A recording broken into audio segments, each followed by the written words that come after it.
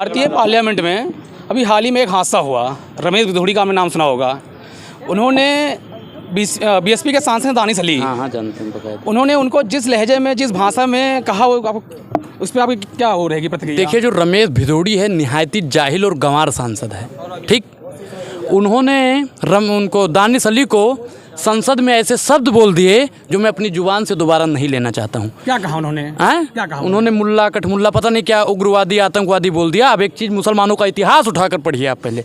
मैं बीजेपी के तमाम उन नेताओं को बताना चाहता हूँ कि पहले मुसलमानों का इतिहास पढ़िए, फिर मुसलमानों को गाली देना शुरू करिए। मुग़ल बादशाह, जो आखिरी मुग़ल बादशाह थे, बहादुर शाह जफ़र नाम था उनका, हैं, अंग्रेज़ों ने उनके बेटे को मार दिया और उनसे कहा माफ़ी मांग लो। कि उन्होंने कहा कि बहादुर शाह जफ़र से कि दबदबे में दम नहीं, अब खैर मांगो जान की, जफ़र ठंडी हुई तेग हिंदुस्तान की। बहादुर शाह जफ़र ने सावरकर की तरह माफ़ी नहीं मांगी थी। उन्होंने कहा कि दबदबे की गाजियों में बू रहेगी, जब तलक ईमान की, तख्त लंदन तक चलेगी तेग हिंदुस्तान की। ऋषि सुनो, बताओ विदेश के आज प्रधानमंत्री बने कि नहीं बने? बहादुर शाह जफ़र का इतिहास पढ़िए। एक चीज़ बताइए, आपने मुसलमानों के चरित्र पर उंगली तो उठा ली। भारतीय जनता रमेश भिदोड़ी एक चीज़ बताएं कि अशफाक उल्ला खान क्या आतंकवादी थे? भारतीय जनता पार्टी नहीं, भारतीय जनता पार्टी उनका समर्थन कर रही है। हाँ, उनका समर्थन कर, उनको अपना बना दिया। और एक चीज़ अभी जल्दी में उस निहायती ने कहा कि यूपी और बिहार वालों को मारो और उनको तनख्वाह मत दो, उनको मार के भगा दो दिल्ली से। तो क्या इसका असर पड़ेगा चुनाव में? बिल्कुल पड़ेगा। मैं क्या कह रहा हूँ कि जो मुसलमान भाई के लोग जवाब देंगे, बिल्कुल जवाब देंगे। यूपी और बिहार के ही उस पर फुदुक रहे थे ना मोदी जी, 24 में उनको मुंह तोड़ के जवाब मिलेगा। और मैं तमाम मुसलमान भाइयों से कहना चाहता हूँ कि अगर आज आप नहीं जागे ना, तो फिर आपको कोई जगाने वाला नहीं आएगा। मुसलमानों की मॉब लिंचिंग सड़कों पे तो होती ही है साहब, लेकिन अब सदन के अंदर भी होने लगी। जो सदन के अंदर पड़े हुए, आपने मॉब लिंचिंग की बात की, सदन में जिस तरीके से उनको काउंटर किया गया, क्या मॉब लिंचिंग थी? बिल्कुल। एक चीज़ बताइए कि एक चुना हुआ प्रत्याशी है भाई, और वहाँ पे संसद की अगर कोई योग्यता नहीं होगी ना, तो वहाँ पे ऐसे ही बातचीत की जाएगी। जब वहाँ पे नचनियाँ हैं, सीरियल टीवी वाले, जब ये लोग पहुंच जाएंगे सदन के अंदर, गुंडे माफिया पहुंच जाएंगे, संघ के लोग पहुंच जाएंगे, तो भाई संसद, राम मनोहर लोहिया ने क्या कहा था कि जब सड़कें सूनी हो जाएं तो संसद हमारा हो जाता है। आज लोग सड़क पे उतर के भारतीय जनता पार्टी से सवाल नहीं पूछ रहे हैं, इसलिए संसद के अंदर कुछ भी बोल दो। बीएसपी सुप्रीमो का इस पर क्या स्टैंड रहा, उन्होंने क्या प्रतिक्रिया दी, उस पर आपकी क्या हो रहा है? देखिए, बहन जी अपनी पार्टी के लिए लेकर अपनी प्रतिक्रिया देंगी। मैं भाई बीएसपी का नेता थोड़ी हूँ, लेकिन मैं इतना जानता हूँ कि दानिश अली के साथ में जो हुआ है वो बहुत ही गलत है। और मैं उस दिन गया भी था, मैं दिल्ली में ही मौजूद था, दानिश भाई के घर पे भी मैं गया, और उन्होंने बताया कि भाई मतलब इतनी विडम्बना, वो रात भर सो नहीं पाए। उन्होंने बता रहे थे कि ऐसा लग रहा था कि जैसे सर ही फट जाएगा। ये कह रहे हैं कि मुल्ला को हम टाइट कर देंगे। एक चीज़ बताएं, किसको भाई टाइट करेंगे? ये मुल्ला को। एक चीज़ बताएं, ये मुल्ला को टाइट करने की बात नहीं करते। हम बता दें आपको, ये तमाम उन युवाओं को टाइट कर रहे हैं जो आज बेरोजगार हैं, तमाम उन किसानों को टाइट कर रहे हैं जिनकी फसल इनका सांड बहला खा जाता है। मतलब ये सबको टाइट करने के, मुसलमानों को, एक जाति धर्म विशेष को काहे टारगेट करने का काम करते हो भाई? मुसलमानों से कौन सी दुश्मनी है आपकी, बताइए? क्या मुसलमान इस देश का नहीं है? सबसे ज़्यादा अगर आज़ादी के लिए लड़ाई लड़ने वाला कोई है तो इस देश का मुसलमान है।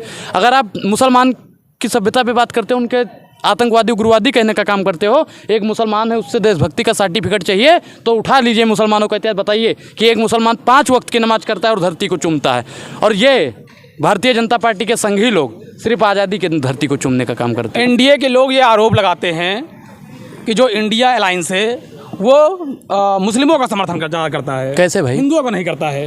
एक चीज़ बताइए, आपने इंडिया की बात की, हरिद्वार गए हो कभी? हरिद्वार घाट का आप तो गए होंगे ना? हाँ, हरि की पौड़ी का निर्माण घाट करवाने वाला कौन था? राजीव गांधी जी थे। राम मंदिर का ताला खुलवाने वाला कौन था? राजीव गांधी जी थे।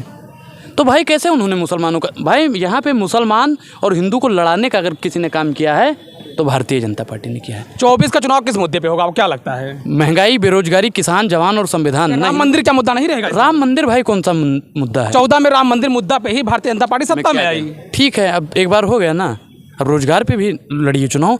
मोदी जी को मेरा खुला चैलेंज। युवा तो कहता है नहीं, युवा तो कहता है हमको राम मंदिर चाहिए, हमें रोजगार नहीं चाहिए। कौन कह रहा है भाई? तो युवा कहता है। कोई नहीं कह रहा, मुझे तो नहीं सुनाई दे रहा है कौन कह रहा है। कौन कह रहा है? तो युवा है देश का। आप युवा हो, आपको मंदिर चाहिए या रोजगार? हम तो पत्रकार हैं। पत्रकार हो तो आपको रोज, तो आप जाके घंटा बजाइए ना, टन टन टन टन टन। मेरा काम है सवाल करना, मैं सवाल मंदिर से देखिए, मैं एक चीज बता रहा हूँ, मंदिर से रोजगार विशेष लोगों को मिलेगा। ठीक, किस विशेष के लोग को मिलेगा? जो मंदिर का महंत है, उसके बाद में उनका लड़का महंत। महंत कौन लोग हैं? भाई जो पीठाधीश हैं, बड़के लोग हैं, वही बनेंगे। अब बताइए हमको महंत बनाएंगे? क्यों नहीं बनाएंगे? आप तो ओझा हैं, आपको बना भी सकते अरे हैं। कहाँ बना देंगे भाई? बनाइए हमको महंत, पहले बनाइए। तो आप बात करिए वहाँ पे जाके। नहीं, आप पत्रकार हो ना, वहाँ पे आप हमारी बात पूछिए। महंत देखिए, जो रणनीति है, मंदिर और मस्जिद से अगर रोजगार मिलता है, स्वास्थ्य सुविधाएं मिलती है, तो मैं कहता हूँ कि गली गली मोहल्ले में मंदिर और मस्जिद बनवा दीजिए। मंदिर और मस्जिद से सर रोजगार नहीं मिलेगा, शिक्षा मंदिर और मस्जिद से नहीं मिलेगी। उसके लिए विश्वविद्यालय का निर्माण होना चाहिए, रोजगार के लिए इंडस्ट्रियाँ लगनी चाहिए, तब जाके इस देश का कल्याण होगा। लेकिन नरेंद्र मोदी जिस तरीके से आज राजघाट पे गए, उन्होंने गांधी जी को नमन किया, और ठीक उनके जो समर्थक हैं वो गोडसे जिंदाबाद का नारा लगा रहे हैं। ट्विटर पे गोडसे जिंदाबाद ट्रेंड कर रहा है। मैं क्या कह रहा हूँ कि मन में राम बगल में छुरी, तो ये तो गांधी जी के सामने नतमस्तक हो जाते हैं, लेकिन अंदर से ये लोग गोडसेवादी हैं। मोदी जी तो कह देते हैं कि हम मन से माफ़ नहीं कर पाएंगे, लेकिन जो इनकी सांसद साहिबा, क्या मोदी जी धोखेबाज हैं? बिल्कुल धोखेबाज। उन्होंने महिलाओं के साथ धोखा दिया, युवाओं के साथ में धोखा किया, किसानों के साथ में किया, और आप एक पत्रकार हो, आपके साथ भी उन्होंने धोखा कर दिया। नहीं, हमें तो कोई धोखा नहीं दिया उन्होंने।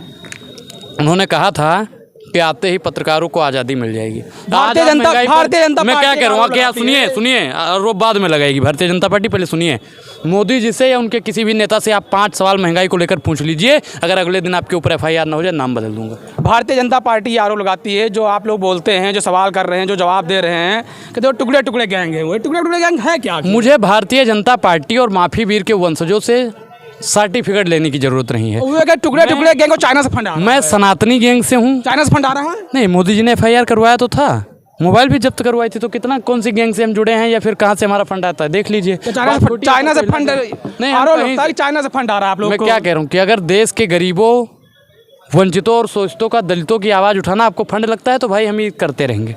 तो आप ये गुनाह करेंगे? गुनाह कौन सा है? अगर किसी का सवाल उठाना, अगर शोषितों, वंचितों और अल्पसंख्यकों की आपको बात जेल में उठाना- क्यों भेजा गया फिर? हैं? आप गुनाह नहीं तो जेल में क्यों डाले आपको? जेल को बिना, अब एक चीज़ बताइए, आप यहाँ पे हो, अब आपको कोई उठा लेके जाए जेल में डाल देता हूँ, तो लश्कर भी तुम्हारा है, अखबार भी तुम्हारा है, तुम सच को झूठ लिख दो, अखबार भी तुम्हारा है। बहुत बहुत धन्यवाद आपका।